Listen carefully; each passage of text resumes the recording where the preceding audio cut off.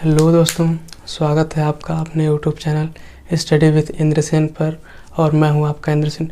दोस्तों, हमने पिछले वीडियो में यूरोपीय कंपनियों के आगमन के बारे में पढ़ा है और हमने पुर्तगाली, डच और अंग्रेज़ों के बारे में पढ़ चुके हैं और आज हम फ्रांसीसियों के बारे में पढ़ेंगे।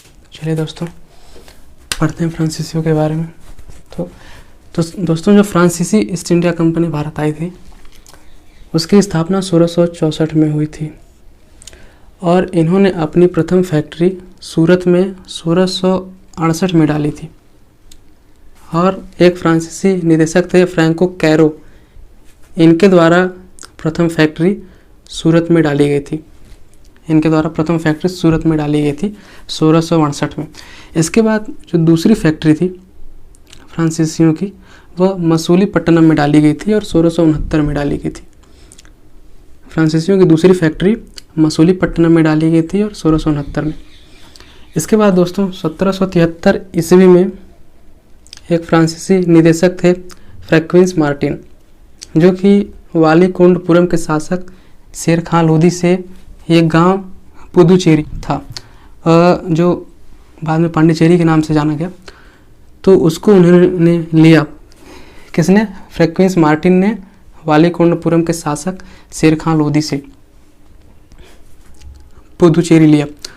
और दोस्तों, इनके कंपनी की स्थापना भारत में तो 1664 में हुई, लेकिन फ्रांसीसी भारत से अपना पूर्ण रूप से अधिकार 1654 में छोड़ते हैं। पांडिचेरी से 1654 में छोड़ते हैं अपना अधिकार। इसके बाद दोस्तों 1674 ईस्वी में फ्रांसीसियों ने चंद्रनगर को भी अपने कब्जे में ले लिया। इसके बाद दोस्तों फ्रांसीसियों और अंग्रेज़ों के मध्य संघर्ष हुआ, जिसमें 3 कर्नाटक युद्ध हुए। प्रथम कर्नाटक युद्ध, द्वितीय कर्नाटक युद्ध और तृतीय कर्नाटक युद्ध। दोस्तों, हमने इसको 4 भागों में बांटा है। पहले युद्ध, फिर काल, फिर कारण, फिर संधि। पहले हम युद्ध देखते हैं कि कितने कर्नाटक युद्ध हुए थे। इसके बाद काल देखते हैं कि उनका काल क्या था, कौन से समय में युद्ध हुए। इसके बाद उन युद्धों के हम कारण देखते हैं कि क्यों युद्ध हुए, और इसके बाद उन युद्धों की समाप्ति के बारे में संधि देखते हैं कि कौन सी संधि के बाद इन युद्धों की समाप्ति हुई। तो दोस्तों, जो प्रथम कर्नाटक युद्ध था उसका टाइम पीरियड था 1746 से 48। प्रथम कर्नाटक युद्ध 1746 से 48 तक हुआ और इसका कारण था ऑस्ट्रिया का उत्तराधिकार युद्ध। दोस्तों, यूरोप में एक जगह ऑस्ट्रिया, वहाँ फ्रांसीसियों और अंग्रेज़ों के मध्य उत्तराधिकार का युद्ध चल रहा था। उसी का प्रभाव भारत पर पड़ा और भारत में भी फ्रांसीसियों और अंग्रेज़ों के मध्य संघर्ष होने लगा। और इस युद्ध की समाप्ति एला सापल की संधि द्वारा होती है 1748 में। प्रथम कर्नाटक युद्ध की समाप्ति एला सापल की संधि द्वारा युद्ध की समाप्ति होती है 1748 ईस्वी में। अब इसके बाद जो दूसरा कर्नाटक युद्ध है वह 1749 से 54 तक हुआ। 1749 से 54 तक। और इस युद्ध का क्या कारण था कि हैदराबाद और कर्नाटक में उत्तराधिकार का संघर्ष हो रहा था, जिसमें एक पक्ष को सपोर्ट फ्रांसीसियों ने किया और एक पक्ष को सपोर्ट अंग्रेज़ों ने किया और उनके मध्य संघर्ष होने लगा। और इसके बाद इस युद्ध की समाप्ति दोस्तों, इस युद्ध की समाप्ति पांडिचेरी की संधि से होती है, जो कि 1755 में हुई थी। अब इसके बाद दोस्तों जो तीसरा कर्नाटक युद्ध था वह 1756 से 63 तक हुआ था। और इस युद्ध का कारण था कि यूरोप में सप्तवर्षीय युद्ध चल रहा था फ्रांसीसियों और अंग्रेज़ों के मध्य। उसी युद्ध के प्रभाव से भारत में भी तीसरा कर्नाटक युद्ध हुआ और इस युद्ध की समाप्ति पेरिस की संधि द्वारा होती है और पेरिस की संधि 1763 में हुई थी। दोस्तों, एक बार फिर से रिकॉल कर लेते हैं कि प्रथम कर्नाटक युद्ध का समय 1746 से 48, मतलब प्रथम कर्नाटक युद्ध 1746 से 48 तक हुआ था और इसका कारण था ऑस्ट्रिया का उत्तराधिकार युद्ध, जो यूरोप में हो रहा था।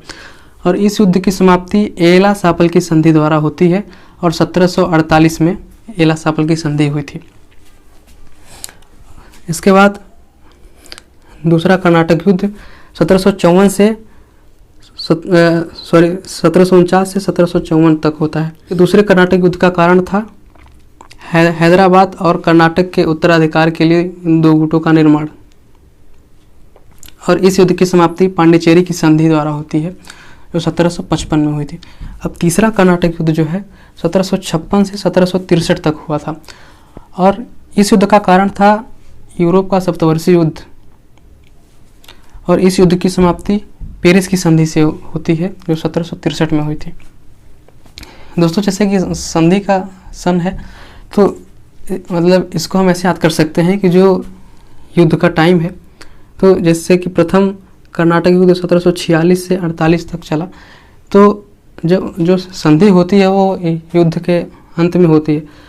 तो इसकी संधि जो है 1748 में एलासापल की हुई थी, और जो दूसरा कर्नाटक युद्ध है 1749 से 54 तक चला, तो इसकी संधि जो पांडिचेरी की संधि हुई थी तो 1755 में हुई थी।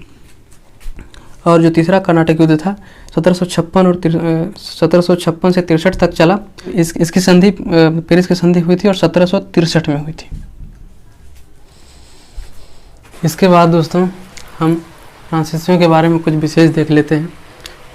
जो प्रथम कर्नाटक युद्ध था उस युद्ध में फ्रांसीसी गवर्नर डुप्ले थे और मॉरिशस के फ्रेंच गवर्नर ला ब्रूडोने थे।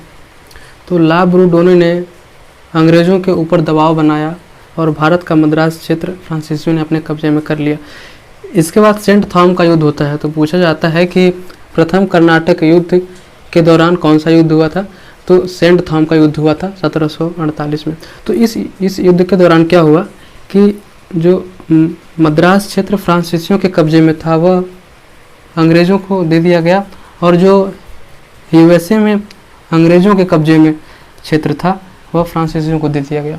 इसके बाद जो दूसरा कर्नाटक युद्ध हुआ, इस दूसरे कर्नाटक युद्ध में दो गुट थे, एक फ्रेंच गुट था और एक अंग्रेजी गुट था।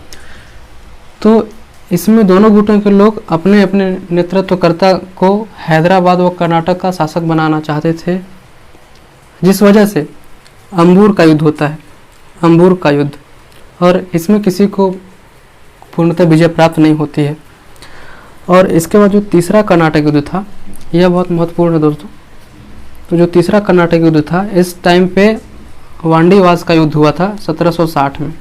तो इसमें जो अंग्रेज़ों के नेतृत्वकर्ता थे वह आयरकूट थे, और जो फ्रांसीसियों के नेतृत्वकर्ता थे वह काउंट लाली थे।